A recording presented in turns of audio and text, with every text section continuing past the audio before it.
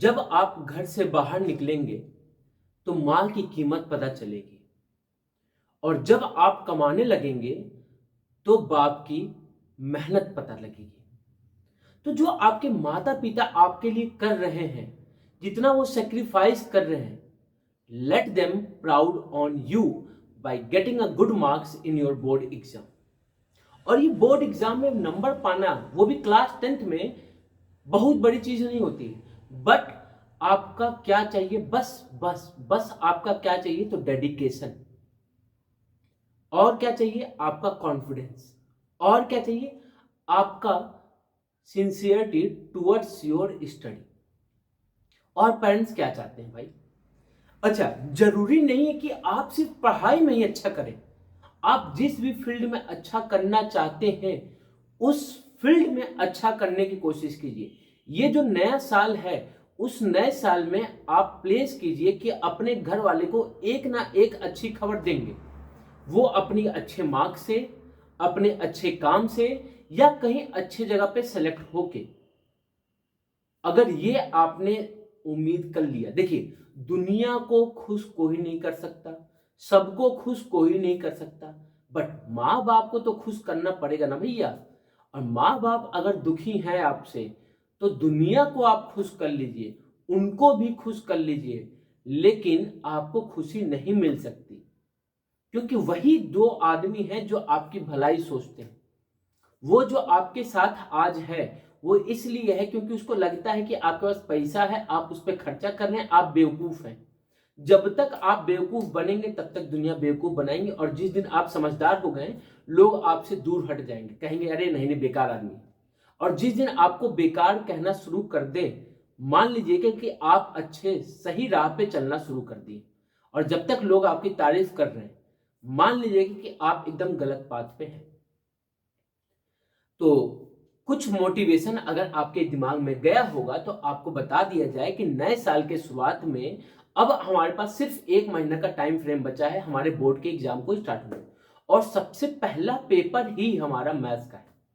इससे तगड़ी बात तो कभी हो ही नहीं सकती कि मैथ्स से शुरुआत हो और धमाकेदार शुरुआत हो जाए। भाई धमाकेदार शुरुआत करेंगे कौन? एस पाठशाला के बच्चे, अभिनव सर के बच्चे एकदम धमाकेदार शुरुआत करेंगे। बस उसके लिए आपको बने रहना है और चीजों को सीखते रहना है। हम आपके लिए लाइव क्लास प्लान कर रहे हैं, मे बी 15 से या फिर 17 के बाद जो मंडे है, दैट इज 18 जनवरी से हम प्लान कर रहे हैं कि आपका खिचड़ी के बाद, बसंत पंचमी जो होती है उसके बाद, आपका लाइव क्लास स्टार्ट करते हैं till the board exam, that is 17th of Feb के मॉर्निंग तक हम आपके साथ कंटिन्यू लगे रहेंगे, जिससे कि बोर्ड में रिजल्ट झंडा लहरा के आए हमारे बच्चे। अब आज की क्लास में हम एक बहुत ही छोटी से चैप्टर के छोटे से टॉपिक को करने जा रहे हैं, जिसका क्वेश्चन आना बोर्ड में कंफर्म है। और ये क्वेश्चन 3 मार्क्स में बोर्ड में पूछा जाता है, ये भी कंफर्म है। वो क्या क्वेश्चन है? तो वो है रियल नंबर का क्वेश्चन। रियल नंबर का नाम सुनते ही आपके चेहरे में खुशी आ गई होगी, क्योंकि रियल नंबर में सिर्फ 2 ही कॉन्सेप्ट पूछा जाता है। एक HCF LCM, जो कि आप बचपने से पढ़ते हुए आते हैं, और दूसरा किसी भी नंबर को इरेशनल प्रूफ करने का। अब ये इरेशनल प्रूफ करने का कॉन्सेप्ट तो बहुत ही आसान है, लेकिन बच्चे इस कॉन्सेप्ट को भी नहीं लिख पाते। देखिए, एक तरीका है कि समझ के लिख लीजिए, दूसरा तरीका है कि उस राइटिंग को रट लीजिए।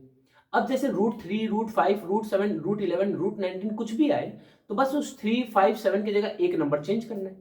कॉन्सेप्ट तो वही है। तो चलिए, आज की क्लास में रियल नंबर को हम स्टार्ट भी करेंगे, और आज ही की क्लास में रियल नंबर को वाइंड अप भी कर देंगे, जिससे कि हमारे जो 3 नंबर है वो कॉन्सेप्ट हमारा फिक्स हो जाए बोर्ड के लिए।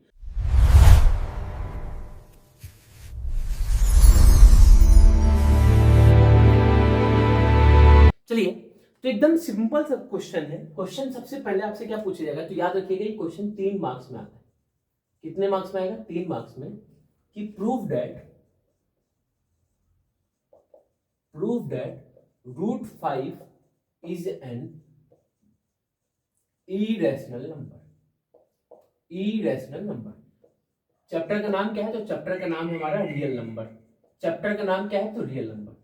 रियल नंबर में 2 टाइप के क्वेश्चन आते हैं, एक HCF LCM से, और दूसरा हमारा इसको रूट को प्रूफ करने के लिए। रूट में भी एक ये रूट आएगा, और दूसरा जो आएगा उसको भी करेंगे। मतलब जितने भी इरेशनल प्रूफ करने के लिए तो उन दोनों कॉन्सेप्ट को समझेंगे और एकदम रट लेंगे, समझ लेंगे बात को। समझिए, HCF LCM बचपन से पढ़ते आएंगे, कोई दिक्कत की बात नहीं।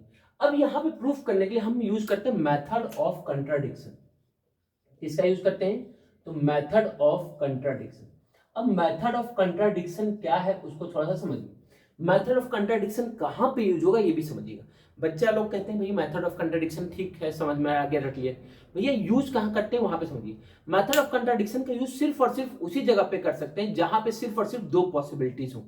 डेट मीन्स कि या तो रात होगा या तो दिन होगा, या तो हम जीतेंगे या तो हारेंगे, या तो इरेशनल होगा या तो रैशनल नंबर। मतलब जो रियल नंबर की अगर हम बात करें तो रियल नंबर सिर्फ दो टाइप के होते हैं, एक रैशनल होता है, दूसरा इरेशनल। तो भैया जो integer, whole number, natural number ये सब पढ़ते हैं वो सारे के सारे रैशनल नंबर के पार्ट्स होते हैं, वो रैशनल नंबर के अंदर इंक्लूड होते हैं, ठीक है। तो कभी कंफ्यूज नहीं होता। तो मेथड ऑफ कंट्राडिक्शन क्या कहता है? वो ये कहता है कि जो भी आपको प्रूफ करना है, जो भी आपको प्रूफ करना है उसका अपोजिट मान लीजिए।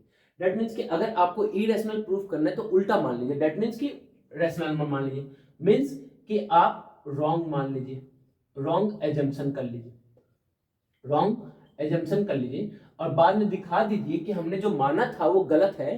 क्यों? क्योंकि कोई ना कोई पर्टिकुलर स्टेटमेंट गलत आ जाएगा। अब उसी को हम समझते हैं इस क्वेश्चन के थ्रू। तो हम क्या कर लेते हैं कि इरेशनल प्रूफ करना है तो लेट कर लेते हैं, एकदम ध्यान से समझिएगा। लेट करते हैं √5 इज अ रैशनल नंबर। √5 हमारा क्या है? रैशनल नंबर है। अगर √5 रैशनल नंबर है तो हम इसको p बाई क्यू के फॉर्म में लिख सकते हैं। So it can B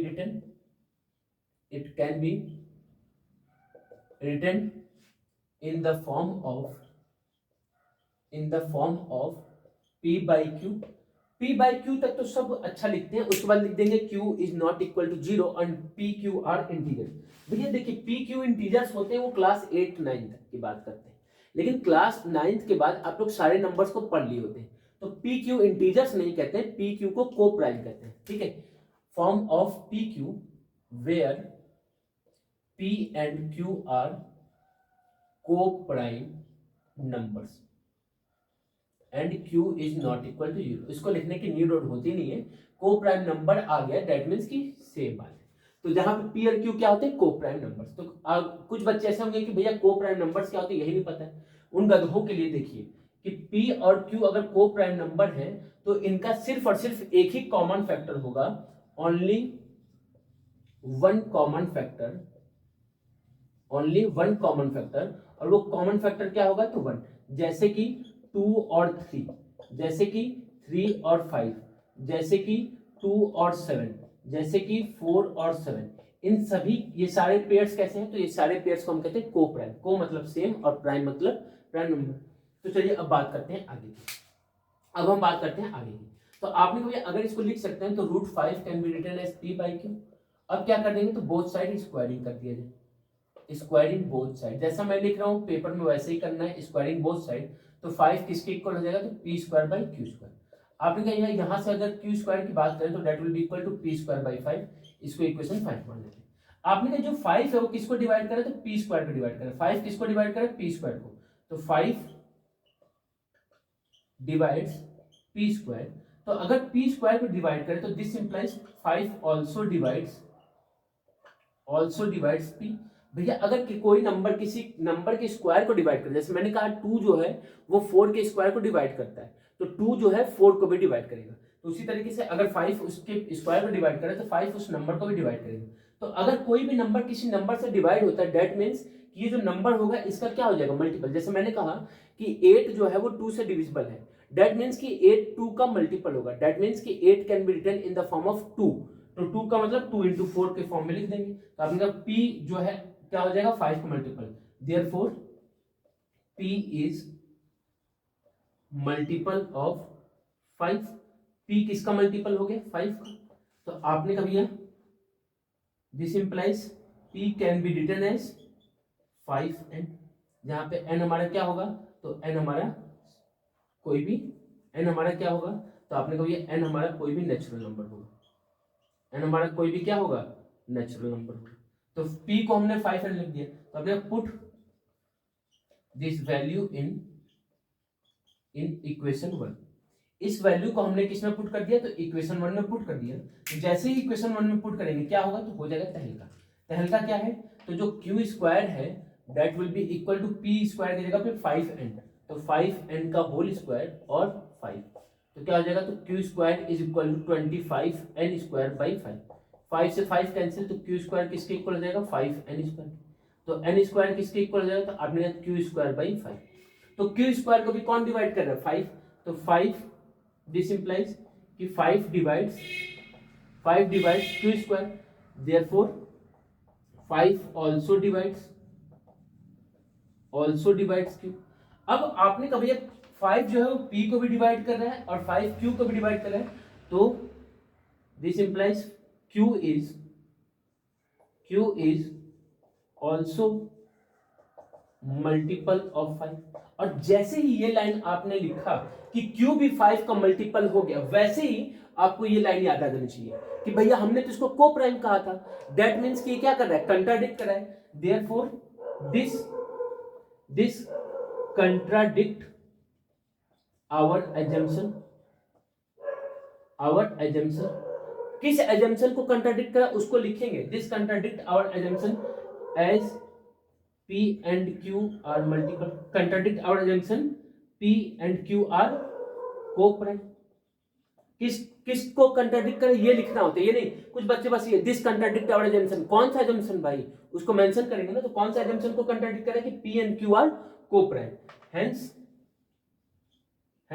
this contradict the fact, sorry our assumption मत लिख के this contradict the fact that, किस फैक्ट को कंट्राडिक्ट करे कि P and Q are co-prime, hence our assumption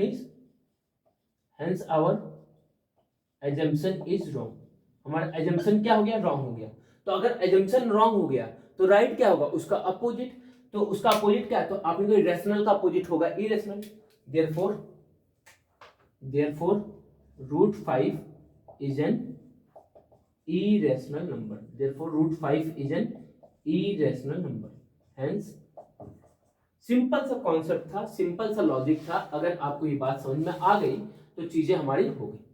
समझ में है, इसको एकदम नोट डाउन कर लेना और इसको एकदम रट लेना है। अब √5 की जगह पे कुछ भी आ सकता है। √5 की जगह आ जाएगा आपका √7, √3, √11 और √13।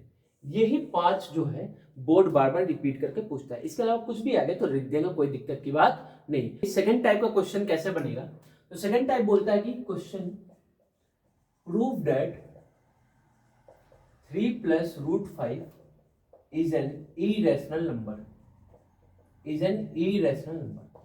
अब मान लीजिए ये क्वेश्चन अगर 3 मार्क्स का होता, पूछेगा तो 3 ही मार्क्स में, बट मान लेते हैं कि 3 मार्क्स का क्वेश्चन है तो गिवन होगा, given that √5 is an irrational। अगर 3 मार्क्स का क्वेश्चन है तो। बट अगर ये क्वेश्चन बाय चांस आपकी किस्मत अच्छी हो गई और ये 5 मार्क्स में पूछ दिया, तो 5 मार्क्स में पूछ देगा तो ये जो गिवन दैट का पार्ट था इसको आप छुपा देंगे। दैट मीन्स ये पार्ट दिया नहीं होगा, तो ये आपको प्रूफ करना होगा। ये बात याद रखिएगा, ये नहीं कि जिस तरीके से 3 मार्क्स का करें 5 मार्क्स में भी उसी तरीके से कर दिए, गए 2 मार्क्स। इसको फिर आपको प्रूफ करना होगा कि √5 हमारा इरेशनल है। याद रखिएगा, अगर क्वेश्चन में नहीं लिखा है गिवन दैट √5 इरेशनल तो ये आपको प्रूफ करना होगा, और लिखा है तब तो बल्ले बल्ले। तो बल्ले बल्ले मतलब 3 मार्क्स का में दिएगा। तो आपने फिर से मेथड ऑफ कंट्राडिक्शन क्या करेंगे, तो लेट कर लेंगे, लेट 3 + √5 is a rational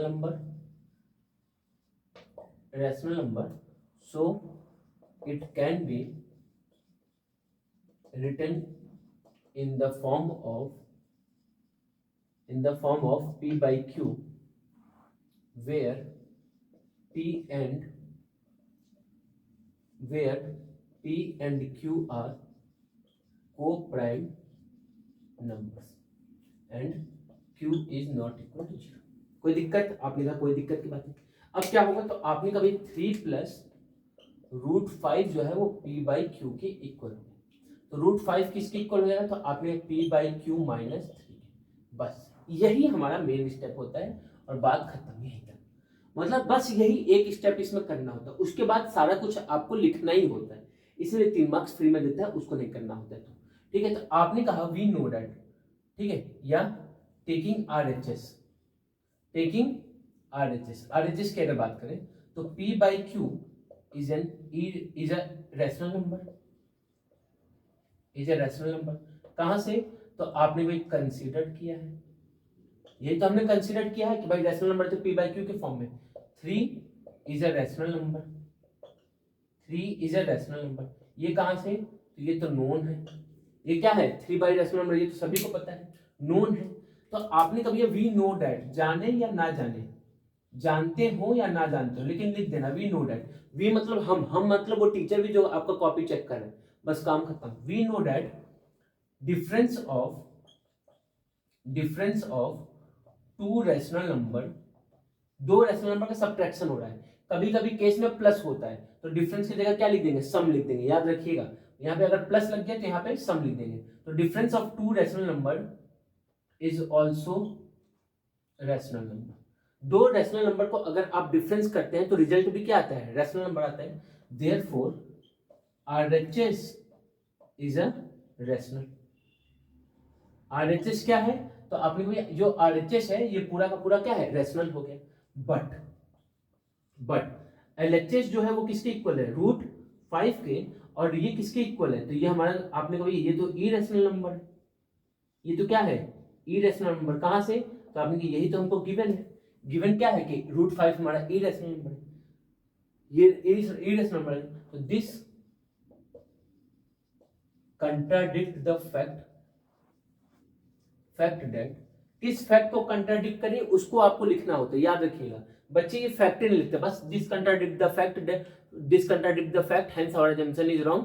और भैया फैक्ट कौन सा कंट्राडिक्ट करे उसको तो मेंशन करेंगे ना, तो किस फैक्ट को कंट्राडिक्ट करे उसको लिखें। तो this contradict the fact that irrational number can not be equal to rational number. मतलब इरेशनल नंबर जो है वो कभी भी रैशनल नंबर के इक्वल नहीं हो सकता।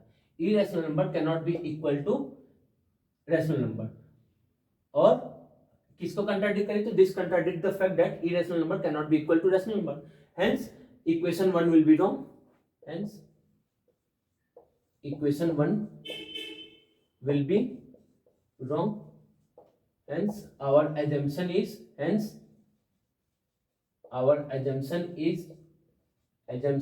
wrong।